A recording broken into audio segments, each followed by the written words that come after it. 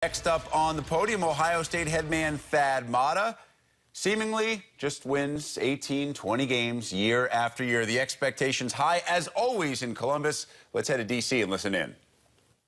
We can go to question. I mean, obviously excited to be here, get the season rolling. So go ahead with questions, please. Perfect. Let's start on the aisle, third row.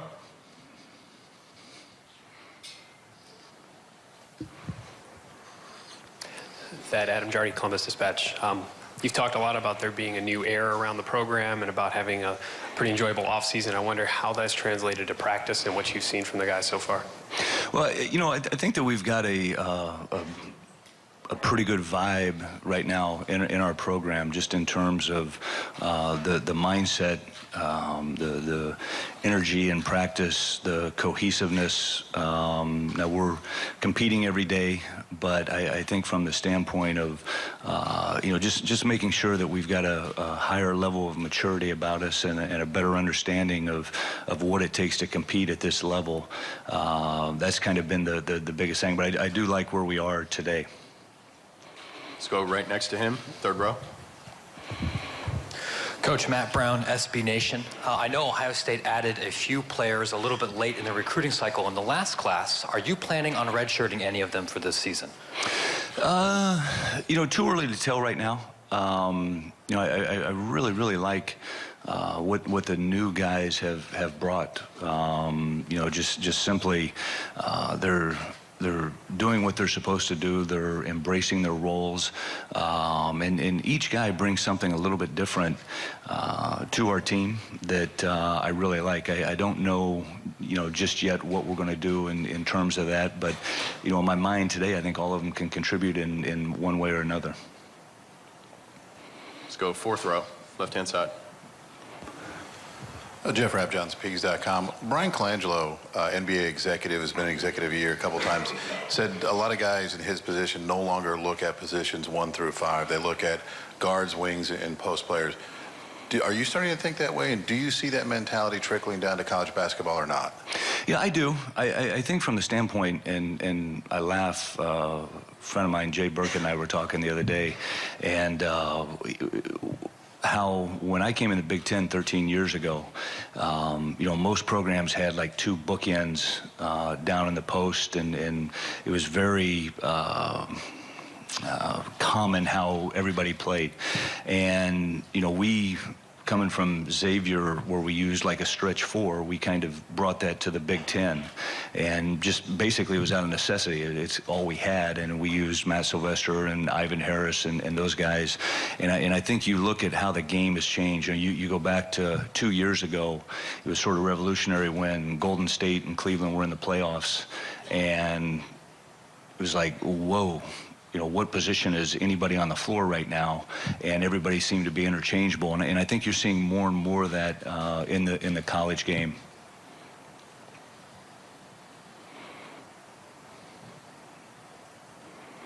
Let's go right-hand side. Tim Shoemaker, 11 Warriors. Thad, you got the core of your team back. How are you coaching now differently as opposed to where you were a year ago when essentially everybody was new? Yeah, well, you know, it's funny because we're still, I don't know, we were 3rd, 4th, or 5th youngest basketball team in the country last year, and now we've elevated to where we have 1 senior. Now we've got a lot of guys that are returning, but I think there's more of a sense of urgency. You know, last year we had, whenever you lose 5 seniors and you lose the best guard in college basketball, that's a hard adjustment when you go into practice. And we were more along the lines of trying to fill our guys out, get an understanding of what they can do and you know, how they can do it and sort of who plays well together. Where this year the mindset's just a heck of a lot different in terms of just do it or you won't play. Let's go left-hand side, third row.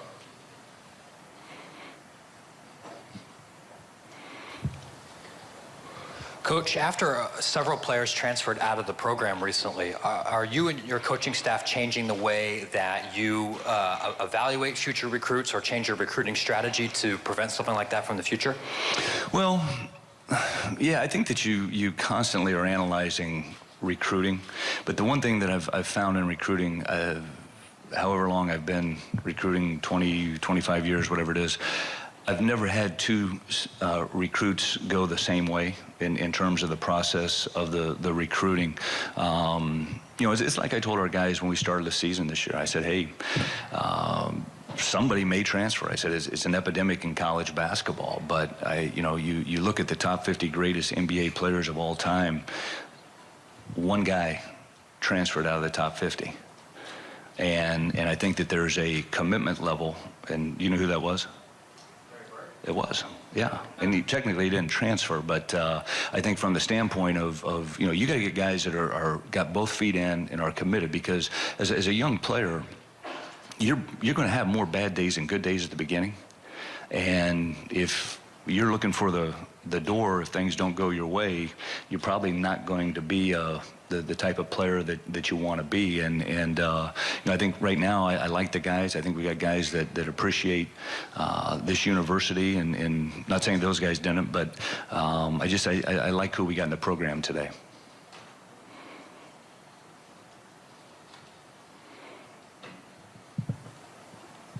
Any additional questions for Coach Matta? Let's go on the aisle, left-hand side.